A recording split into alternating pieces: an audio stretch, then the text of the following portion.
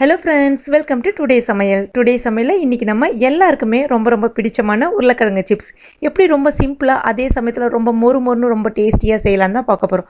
பொதுவாகவே நிறைய பேர் உருளைக்கிழங்கு சிப்ஸ் வந்து செய்வாங்க. ஆனால் சில பேர் செய்யும்பொழுது பார்த்திங்கன்னா சொதப்பல் வந்துடும். என்னென்னு பார்த்தீங்கன்னா, ஒன்று கருப்பான மாதிரி ஆகிடும், இன்னொன்று என்னென்னு பார்த்தீங்கன்னா போடும்பொழுது மொறுன்னு இருக்கிற மாதிரி இருக்கும். ஆனால் கொஞ்சம் நேரம் ஆன பிறகு அந்த மொறுமொறுப்பு குறைஞ்சி நமத்து போன மாதிரி ஆகிடும். அதாவது நீண்ட நாளைக்கு எப்படி மொறுன்னு வச்சு சாப்பிட்லான்ற டிப்ஸோட இன்றைக்கி நம்ம உருளைக்கிழங்கு சிப்ஸ் எப்படி ரெடி பண்ணலான்றதை பற்றி பார்க்கலாம். நான் இன்றைக்கி 2 உருளைக்கிழங்கு மீடியம் சைஸ் பார்த்து எடுத்துருக்கேன். அந்த பள்ளங்கள்லாம் இல்லாமல் கொஞ்சம் வழவன்னு இருக்கிற மாதிரி பார்த்து எடுத்துங்க. அந்த மாதிரி உருளைக்கிழங்கு வாங்கும்போது மெழமண்ணு உருளைக்கிழங்கு இருக்கும், அதாவது மண்ணெலாம் இல்லாமல் கொஞ்சம் ஷைனிங்காக இருக்கிற மாதிரி இருக்கும். அந்த உருளைக்கிழங்கு எப்பயுமே சிப்ஸுக்கு வந்து ஷூட் ஆகாது. நல்லா பார்த்தீங்கன்னா நல்ல செம்மண் வந்து ஒட்டி இருக்கும் பாருங்கள், அந்த மாதிரி உருளைக்கிழங்காக பார்த்து எடுங்க. அதுதான் வந்து ரொம்ப பெஸ்ட்டு, நல்லாயிருக்கும் சிப்ஸும் கூட. இப்போ இந்த உருளைக்கிழங்கு என்ன பண்ணால் நல்லா வாஷ் பண்ணிவிட்டு அதுக்கப்புறம் மேலே இருக்கக்கூடிய தோல்களை நீக்கிட்டு மறுபடியும் ஒரு தடவை கழுவிடுங்க. கழுவிட்டு தண்ணியில் போட்டு வச்சுக்கிறேன் நான். இது உங்களுக்கு காமிக்கணுன்றதுக்காக நான் தட்டில் போட்டு வச்சுருந்தேன். இப்போ என்ன பண்ணலான்னா, ஒன்றா எடுத்து நம்ம சிப்ஸ் சீவரத்தை யூஸ் பண்ணி நம்ம வந்து இதை சீவிக்கலாம். சிப்ஸ் சீவரது இந்த மாதிரி உங்ககிட்ட இல்லை அப்படின்னா, நம்ம வீட்டில் வந்து காய் சீவரது எல்லாத்துமே காமனாக இருக்கும். அதில் கவனித்து பார்த்தீங்கன்னா இந்த மாதிரி பிளேடு வந்து நடுவில் இருக்கும். ஸோ அதை பயன்படுத்தி கூட நீங்கள் இந்த மாதிரி சீவிக்கலாம். அப்புறம் வந்து சீவும் போது இன்னொன்று கவனிக்க வேண்டிய விஷயம் பார்த்தீங்கன்னா, ஒரு 2 தடவை சீவிட்டு 3வது சீவுறீங்களா, அந்த 3வது எடுத்து பார்த்தீங்கன்னா இந்த மாதிரி உங்கள் விரல்கள் வந்து தெரியணும். ஸோ அப்போ வந்து சிப்ஸ் பிளேடு வந்து உங்களுக்கு வந்து கரெக்டாக இருக்குது, அதாவது பிளேடு வந்து ரொம்ப தின்னாக அழகாக வெட்டுதுன்னு அர்த்தம். அப்படி உங்களுக்கு இந்த மாதிரி ரொம்ப மெலுசாக வரல அப்படின்னா, அந்த பிளேடை கொஞ்சம் உள்பக்கமாக அழுத்தி விட்டிங்கன்னா உங்களுக்கு அந்த பிளேடு கொஞ்சம் அதாவது கொஞ்சம் ஒட்டின மாதிரி ஆகிடும். மறுபடியும் நீங்கள் சீவினீங்கன்னா ரொம்ப மெலுசாக வரும்.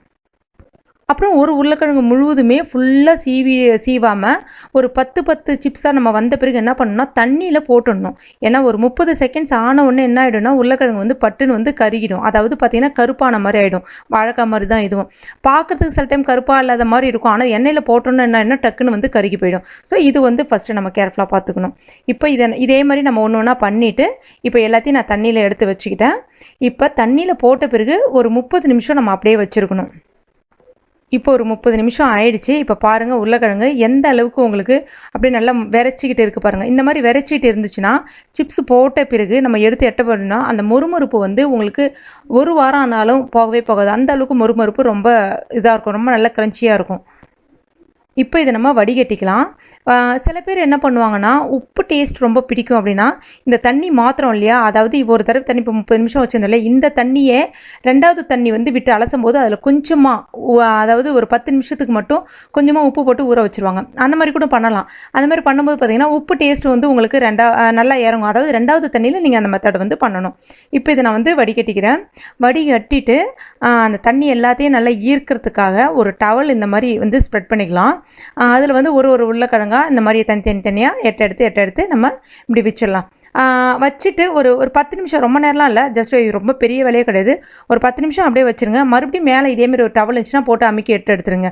இந்த மாதிரி ஃபுல்லாகவே அமுக்கி எடுத்துட்டீங்க அப்படின்னா அந்த தண்ணி எல்லாமே உங்களுக்கு இழுத்துக்கும். ரொம்பலாம் தண்ணி இழுக்கணும்னு அவசியம் கிடையாது, அந்த தண்ணி கொஞ்சம் ட்ரை ஆகணும் உங்களுக்கு, அவ்வளோதான். இந்த டவல் மெத்தட் நான் பண்ணும்போதே சைடில் வந்து எண்ணெய் காஞ்சிட்டு இருக்குது.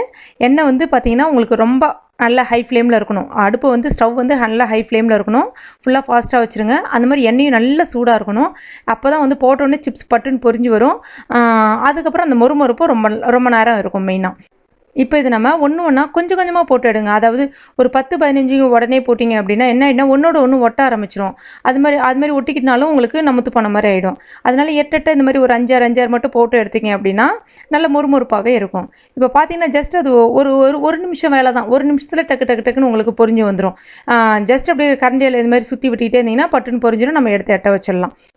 இப்போ சிப்ஸ் எடுத்து வச்சாச்சு. இதில் நீங்கள் ஏற்கனவே உப்பு போட்டுருந்து, அதாவது நான் 2வது மெத்தட் சொன்ன மாதிரி உப்பு போட்டு ஊற வச்சுருந்தீங்கன்னா உப்பு போடும்போது கொஞ்சம் கேர்ஃபுல்லாக போடுங்க. இல்லை உப்பு கூட தேவையில்லை, மிளகாய் பொடி மட்டும் போட்டால் போதும். நான் இன்றைக்கி ஒரு 1/4 டீஸ்பூன் அளவுக்கு உப்பு, ஒரு 1/2 டீஸ்பூன் அளவுக்கு மிளகாய் பொடி போட்டுக்கிறேன். போட்டுட்டு இது எல்லாத்தையும் நம்ம குலுக்கி விட்டுடலாம். குலுக்கி விட்டுட்டு கொஞ்சம் நேரம் ஆறின பிறகு ஒரு கவரில் போட்டு ஒரு ஏர்டைட் கண்டெய்னரில் நம்ம ஸ்டோர் பண்ணி வச்சுக்கலாம். உங்களுக்கு 10 நாள் ஆனாலும் அதனுடைய மொறுமொறுப்பு போகாது, நல்ல டேஸ்ட்டாக இருக்கும், ரொம்ப சுவையாக இருக்கும். இது மெயினாக இன்னொன்று விஷயம் என்னென்னு கவனிக்க வேண்டியது பார்த்தீங்கன்னா, இதை கூட நீங்கள் சாட் மசாலா கூட போடலாம். சாட் மசாலா போட்டிங்கன்னா உங்களுக்கு அந்த லேஸ்லாம் பசங்க அந்த பேக்கெட் இதெல்லாம் விரும்பி சாப்பிட்றாங்க இல்லையா, அந்த டேஸ்ட்டு வரும் உங்களுக்கு.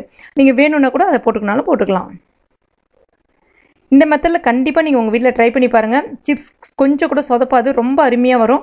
இந்த டிப்ஸ் சொல்கிறதுக்கு தான் இந்த உருளைக்கிழங்கு சிப்ஸ் வீடியோ போகிறதுக்கு லேட்டாச்சே தவிர, பட் ரொம்ப எளிமையாக டக்குன்னு போட்டு எட்ட வந்துடலாம். அவ்வளோ ஒரு ஈஸியான மெத்தட் இது. கண்டிப்பாக நீங்கள் ட்ரை பண்ணி பாருங்கள். இந்த ரெசிபி உங்களுக்கு பிடிச்சிருந்துச்சுன்னா இந்த வீடியோவை லைக் பண்ணுங்கள், ஷேர் பண்ணுங்கள். மேலும் இது போன்ற டேஸ்டி ரெசிபிகளுக்கு டுடே சமையலை மறக்காமல் இது வரைக்கும் நீங்கள் சப்ஸ்கிரைப் பண்ணாமல் இருந்தீங்கன்னா உடனே சப்ஸ்கிரைப் பண்ணிவிட்டு கூடவே அந்த பெல் நோட்டிஃபிகேஷன் சிம்பிளையும் அழுத்திக்கிங்க. தேங்க்யூ.